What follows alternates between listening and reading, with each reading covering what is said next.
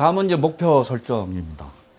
목표 설정인데 이거는 내용이 그렇게 쉽기 때문에 그렇게 일일이 설명을 하지 않고 필요한 것만 하겠습니다. 그 다음 넘어가고 목표 설정을 하게 되면 과제에 집중하고 지속적인 노력을 유도하고 인내력을 증진시키고 동기유발을 촉진시키고 새로운 학습 전략을 시도하고 하는 등등의 목표 설정에는 큰 효과가 있습니다. 그래서 어떤 연습을 하든 시합을 하든 목표 설정을 꼭 해야 될 필요가 있는 거죠.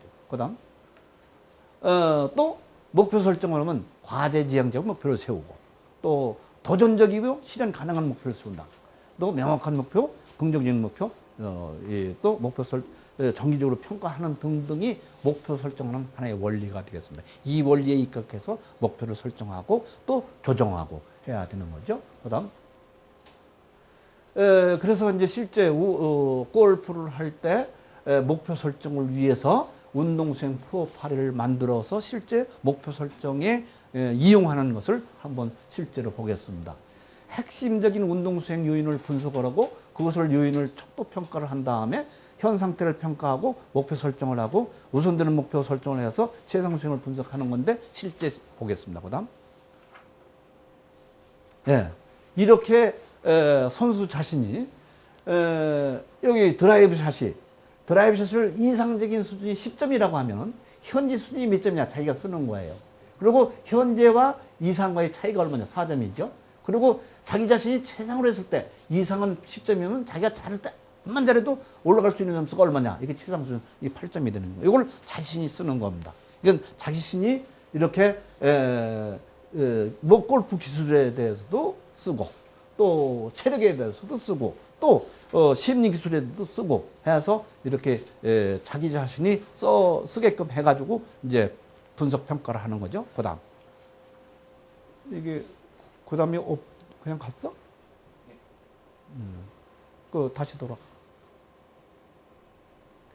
그래서 여기서는 그러면 체력 훈련은 이 선수는 어떤 훈련을 제일 먼저 해야 됩니까? 지금 현재 요 표를 가지고 보면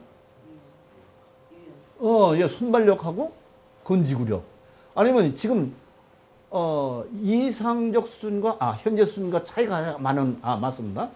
제일 차이가 많은 게 유연성 그다음에 유연성이네요. 유연성을 제일 먼저 해야 되고 그다음에 골프 기술에서는 뭘 연습해야 돼요? 네. 그리고 트러블샷. 이걸 연습해야 되고. 그다음에 심리 기술에서는 뭘 해야 돼요?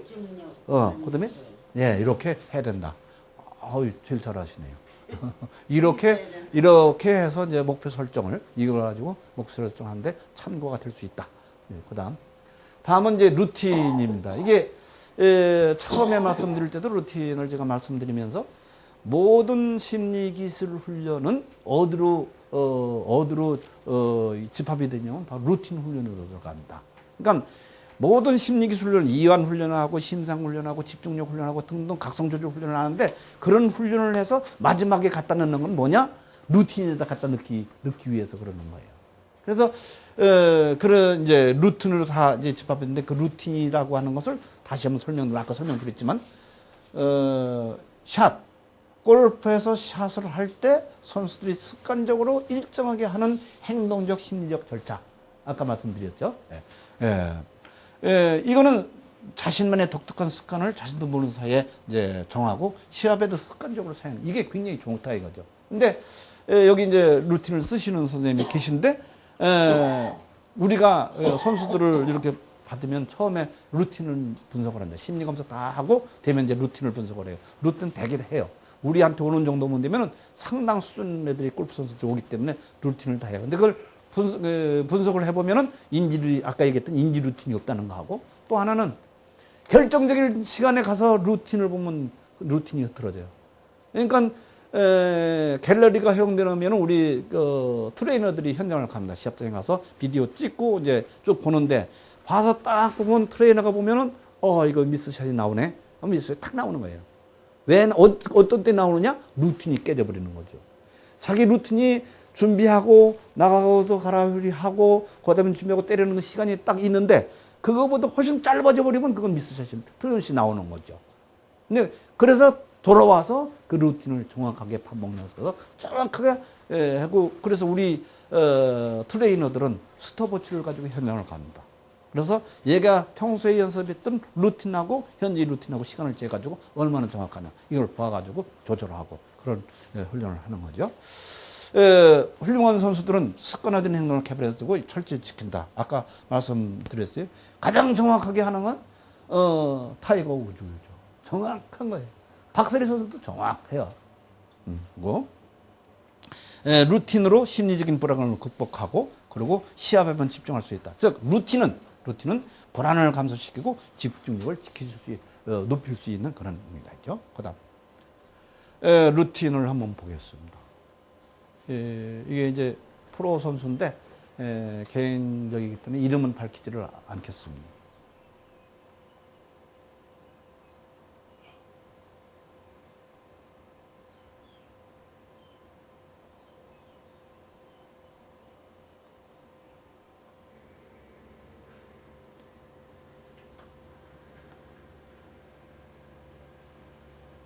이게 국내가 아니라 전지훈련 가서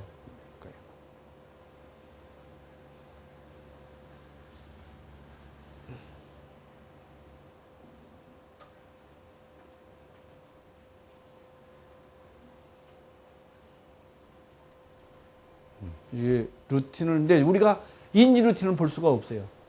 행동 루틴만 볼 수가 있는 겁니다.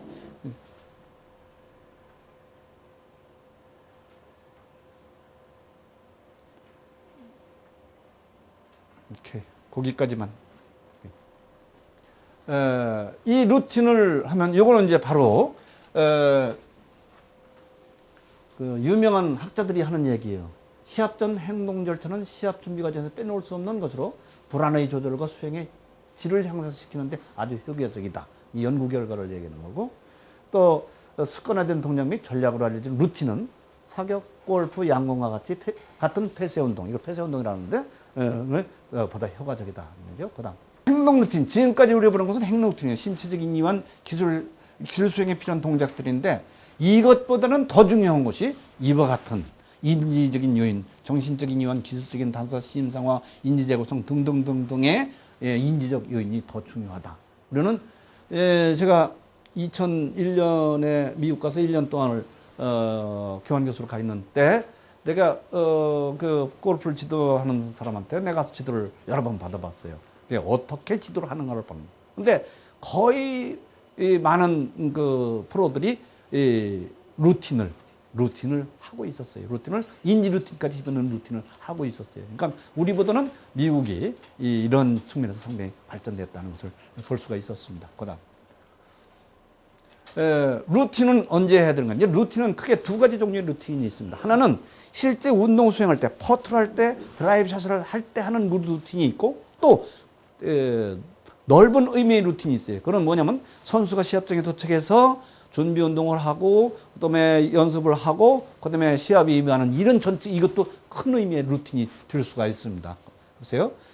그다음 클릭. 하나만 더. 이렇게 시합 당일날 아침에 시합 직전에 준비 운동, 대장 도착 직후, 장비 연구 장비할 때, 체중 연습할 때 등등으로 우리는 루틴을 나눌 수가 있는데, 그다음 클릭. 시합 당일 아침은 눈 뜬 직후부터 어떤 행동거리를 구체로 정하고 시합 5시간 전부터 루틴을 지키도록 하는 거죠. 이게 넓은 의미의 루틴입니다. 그다음 시합 직전에는 몸감의 최적의 상태에 되도록 몇 가지 행동을 지키도록 하고, 시합에 임하는 자신의 모습을 상상해보고 세부적인 기술을 다시 한번 점검하고, 그다음 준비운동은 평소에 자신이 하던 것으로 자기 자신에게 익숙한 것으로 선택해서 준비운동을 합니다. 오늘은 중요한 시합이라고 더 많이 한다? 더 중요한 거 아니죠. 평소에 똑같이 해야 된다. 그 다음에 준비운동의 종목과 순서를 미리 정해놓고 그대로만 한다는 얘기죠. 그 다음 시합이 열리는 경기장에 최소 3시간 내지 4시간에 도착한다. 이거는 개인에 따라 달라질 겁니다. 직후부터 어떤 행동과 생각을 할 것인지를 미리 결정하고 의식적으로 지키는 습관을 기르는 것도 무지하게 중요하다. 지금 이거는 아마 선수를 지도할 때 상당히 유용한 자료가 될 겁니다. 그 다음 장비 연구를 정할 때 장비 연구 신발 공동을 어떻게 정할 것인지 미리 계획한다 이거죠. 운동 화끈 묵는 방법, 상의 하의를 입는 방법 등 일정한 규칙을 정하고 를 지킨다. 그다음 최종 연습할 때 동작과 기술의 핵심 부분을 점검하고 자신감을 제어하는 데 초점을 맞추고 연습 후반부에는 마치 시합을 하듯이 강한 집중력으로 기술을 발휘해보는 것이 최종 연습할 때 하는 겁니다. 그다음 요거 이제 타이거 우즈의 루틴에 대한 타이거 우즈가 쓴 책에서 발췌한 거예요. 내가 좋은 샷을 칠 수 있는 이유 중에 하나는 내가 같은 루틴을 따르기 때문이다. 나의 루틴은 결코 변하지 않는 나만의 유일한 것이고 그것은 내가 힘이 닿는 최상의 샷을 할 수 준비가 된 상태에서 매 순간 평정을 지킬 수 있도록 해준다는 것이 이 타이거 우즈의 루틴에 대한 말입니다. 여기까지 소개합니다. 질문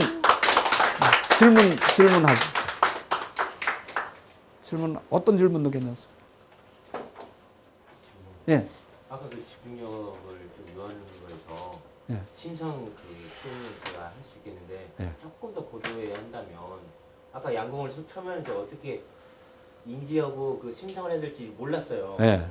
근데 그걸 해보니까 트레이닝 하는데 시간에 좀 촉박했는데 조금 더 고도의 집중력을 가지려면 좀 어떤 훈련법이라고 그거는 지금 아까 아까 했던 건 아주 초보 수준의 훈련입니다. 그래서 조금만 집중인데도 점수가 나와요. 근데 이제 여기 너무 어렵게 하면은 실망할까봐 안 나오니까 이제 한 거고, 그 정도를 우리가 기계 조작해가지고 다 조작을 할 수가 있습니다.